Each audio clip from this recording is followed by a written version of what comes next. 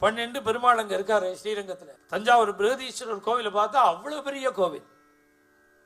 அந்த கோவிலை கட்டினதுக்கு காரணம் கூட ரிசர்ச் பண்ணி எழுதியிருக்கா. அந்த ராஜாவுக்கு 250 பிராமணனை கொண்டுட்டானாவும் ராஜராஜ சோழனோட புள்ள. இந்த பிராமணனை பிரம்மசாபம் வந்த உடனே பிரம்மஹத்தி பண்ணின உடனே என்ன பண்றதுன்னு ஜோசியாள்கிட்டெல்லாம் கேட்ட பொழுது, நீ சிவதர்மம் பண்ணி சிவன் கோவில் கட்டு பரிகாரம் ஆகும். எது மாதிரி கோவில் கட்டலாம்னு ஒவ்வொரு ஊரா தேடிட்டு வரான். இது மாதிரி கோவில் கட்டலாமா, இது மாதிரி சிவன் கோவில் கட்டலாமான்னு.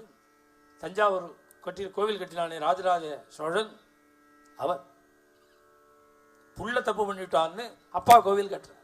ஒவ்வொரு சிவன் கோவிலா பார்த்துன்னு வரும்பொழுது கடைசியில நம்ம திருவிடைமருதூர் மகாலிங்க சுவாமி கோவிலை பார்த்த உடனே பிரமிச்சு போயிட்டான்.